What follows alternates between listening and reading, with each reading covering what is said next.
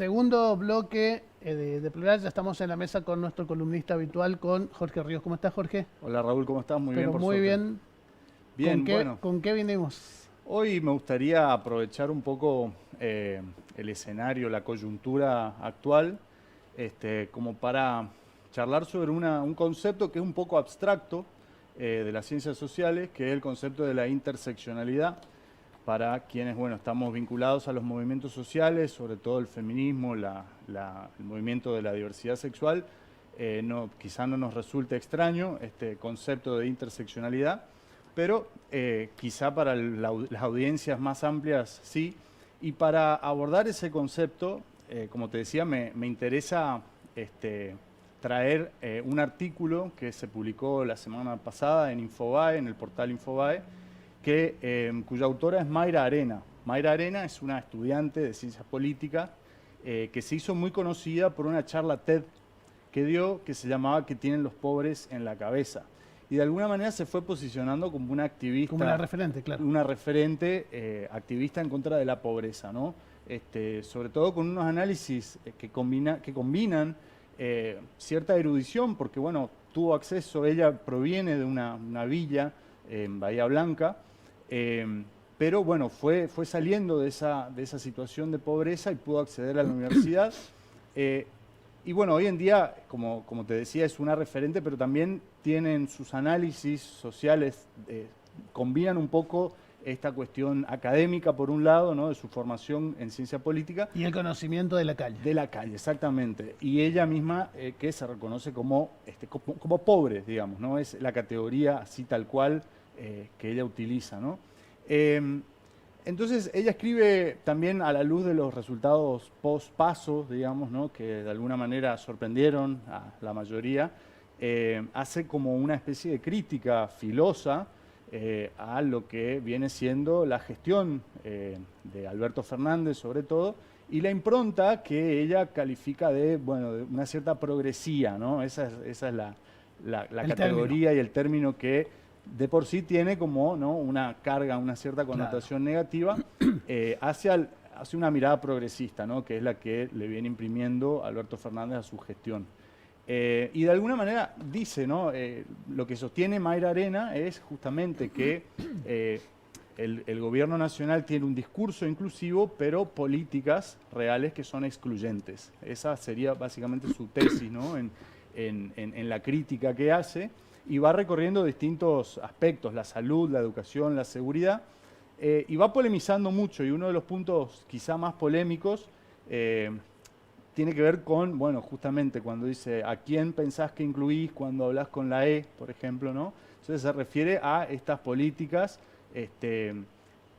que el gobierno nacional viene llevando a cabo y que las venimos hablando acá en esta columna. Por ejemplo, el DNI, ¿no?, no binario, por ejemplo, bueno, el uso del lenguaje inclusivo desde el Estado, desde el sistema educativo, y el cupo laboral travesti trans, que si bien Mayra no lo menciona explícitamente, se nota una cierta crítica, ¿no?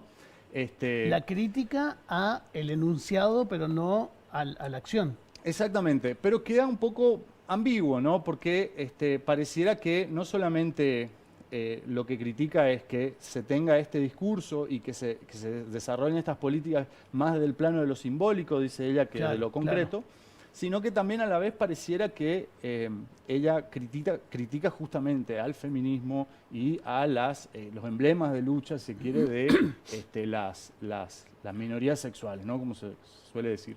Entonces, bueno, genera un debate, instala un debate, y salen a contestarle también distintos dirigentes de los sectores justamente populares, dirigentes de estos sectores, como Alejandro Pitu Salvatierra, anoche en una entrevista en el canal C5N, por ejemplo, Victoria Estefano, que es una travesti activista santafesina, en una nota en el portal Cosecha Roja, y César González, que él se denomina un poeta villero, tiene publicado un libro que se llama El fetichismo de la marginalidad, que estas tres personas se identifican como parte de los sectores populares.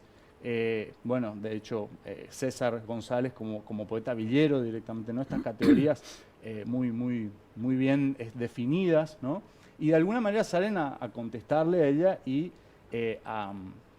si se quiere, acusarle, ¿no?, de tener por ahí un discurso de derecha, ¿no?, desde la pobreza, digamos, ¿no? Es una que para muchas personas sería una especie de contradicción, si se quiere, ¿no?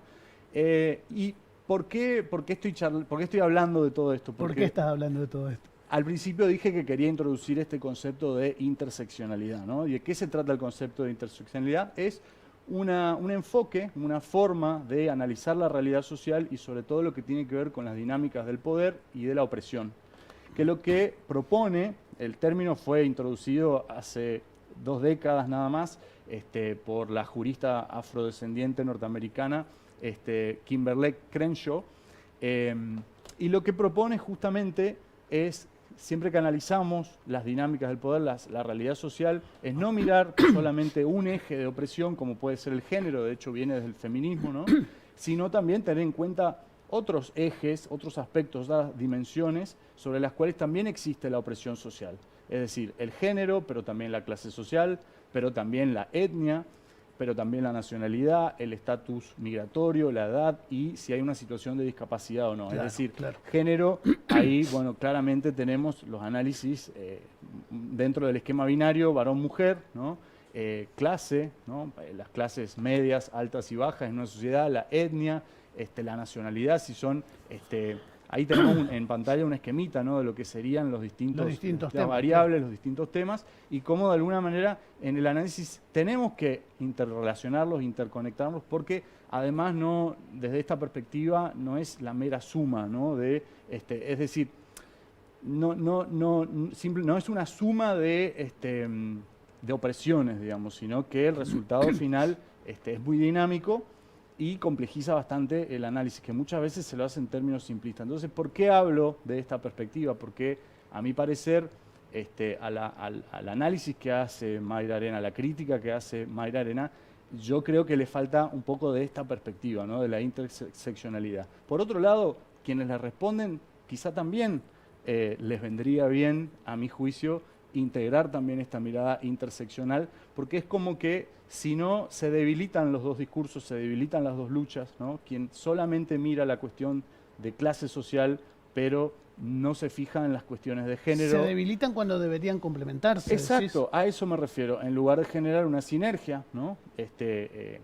Digamos, un movimiento feminista, un movimiento de la diversidad sexual que además tiene en cuenta la perspectiva de género de las clases populares, aporta, pero cuando se entran a pelear, me parece a mí, el movimiento feminista, el movimiento LGBT con quienes militan desde una mirada por ahí más materialista, si se quiere, ¿no? Se debilitan ambas luchas en lugar de generar justamente una cierta sinergia, ¿no? Porque son distintos tipos de opresiones que dan como resultado, bueno, privilegios o marginaciones, ¿no? Es decir, pensemos, por ejemplo, no es lo mismo ser varón de clase media o alta, de piel blanca, no ser migrante y ser adulto. No es lo mismo para la sociedad, habría que aclararlo. Exactamente, para el sentido común hegemónico, podríamos decirlo también, ¿no?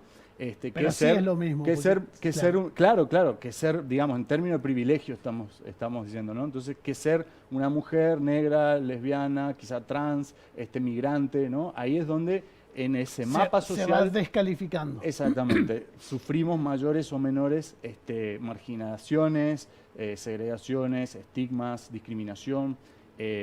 Entonces, por eso quería traer un poco este concepto que muchas veces cuesta, quizá bajarlo, ¿no?, a la realidad, y creo que tanto en el discurso de Mayra con su crítica política, porque ella además habla desde su lugar de dirigente peronista, ¿no? Entonces claro, es una crítica que le hace si se quiere, al grupo político, con el que se identifica. Con el que ella misma se identifica, exactamente, ¿no? En sentido amplio, claramente, ¿no? Entonces es una crítica no solamente a una gestión, al gobierno actual, nacional, sino también al propio espacio político al que ella pertenece, o a una de las facciones, si se quiere, dentro de ese espacio político. Yo personalmente creo que hay que escucharla. Uno cuando la lee puede estar de acuerdo con un montón de cosas, pero me parece que lo que no es necesario es desdeñar otras luchas que también son válidas, legítimas,